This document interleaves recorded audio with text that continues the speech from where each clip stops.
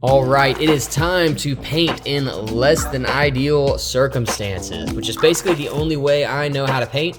I've painted in drop cloth paint booths in my garage, and I've painted in this makeshift paint booth that you'll see today, which is freezer panels, some wood, and a dirt floor that I covered with a tarp.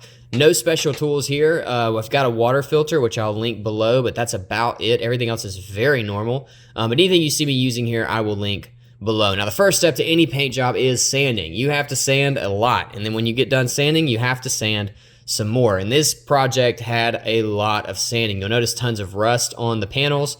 It had been forgotten for decades, and it was time to knock all that off. So whenever I start my sanding, I start with 60 to 80 grit. It's pretty heavy grit. I do it on a DA sander and just knock it down and try to get the panel as flat as possible before moving to primer. So we knocked all the rust off of this and some bad body work that was there that just didn't need to be there, and then cleaned it down with some wax and grease remover. I use this stuff between every coat, wax and grease remover. Now, if you're using it over an aerosol, you gotta be careful because it will break down an aerosol paint like the one I'm spraying now. This is a black rust inhibitor, and I'm using it on basically every panel here, just in case I miss some rust from sanding. It's just insurance for me to make sure I'm not gonna have any rust pop up underneath the paint later. After that is primer. Now, what I'm spraying first is called Slick Sand. It's made by Evercoat, and it's all right. I don't really like it as much as I like the next primer we'll use, but I had extra of this, so I decided to use it. It's just more expensive, but it's a polyester primer. It means you can spray it really thick, and we'll talk about that in just a minute. All right, so with the primer sprayed, it's time to sand. I hit it with some guide coat and just blocked that back. Anytime you hear me say blocked, it means I was sanding with a block under the paper just to try to get as flat a surface as possible. You're gonna create whatever shape you're sanding with. So if you sand with a block, you get flat panels. Now it's finally time to use the primer that I do recommend, which is G2 Feather Fill. This is the black primer.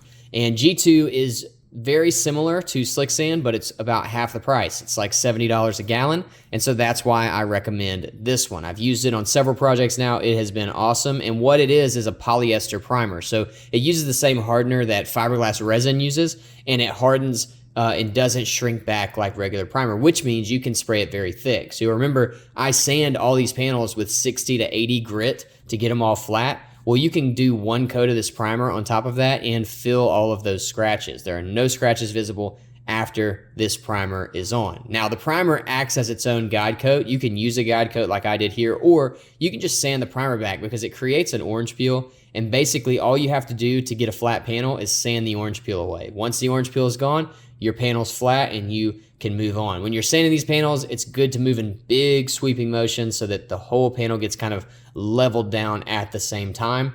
And that'll just make everything a lot easier. Now, what am I sanding with? Well, I start with 220 and then I move to 400. So I jumped from 80 all the way to 220 with this primer, and it just works that way. It just works out. Any hard bits, I'll use my hand, and then if I have big flat panels, I will use the DA sander just to speed everything up a little bit. But yeah, it's 220 over the whole thing, and then 400, and then you're ready to paint. Because the paint that I use can cover up 400 grit scratches, and I think pretty much all paint covers up 320 grit scratches. So you're good to go once you've passed that 320 mark.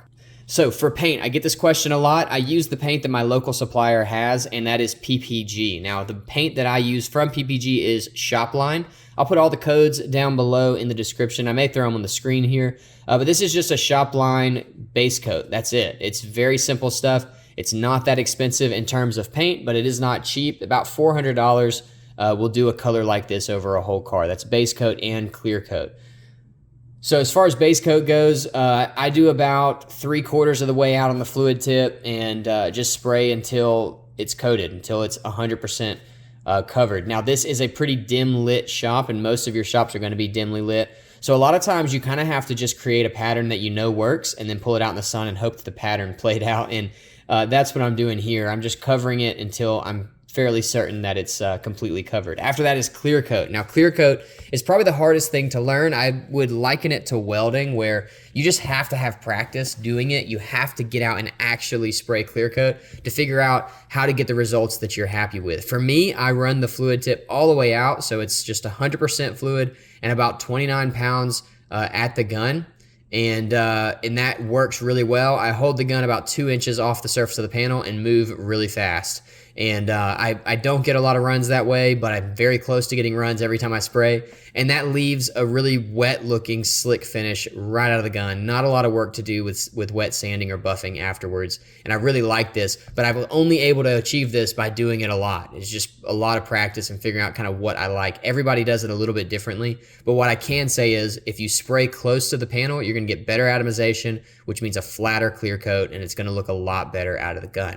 After getting all these panels done, the car was already blown apart because that's just how I picked it up. So I had to do the rest, and it's the exact same process for the chassis. 60 and then 80 and then G2 and then 220 and then 400 and then paint. Now you'll see some of the dark green primer. That is just self-etching primer. If you have big swatches of metal that have to get covered, you want to hit them with a self-etching primer just to make sure that everything bonds appropriately. Now, the moment of truth for any garage paint job, pulling it out into the sunlight. This is the first time you're really gonna get to see the paint and see if you did a good job.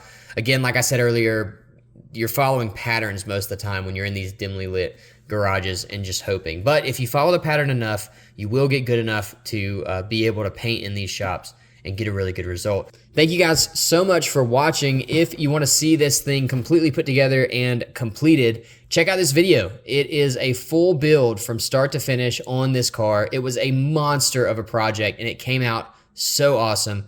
And just seeing it all together and finished, it's really incredible. So check it out if you want to see what this thing looks like all put together. We will see you in the next one.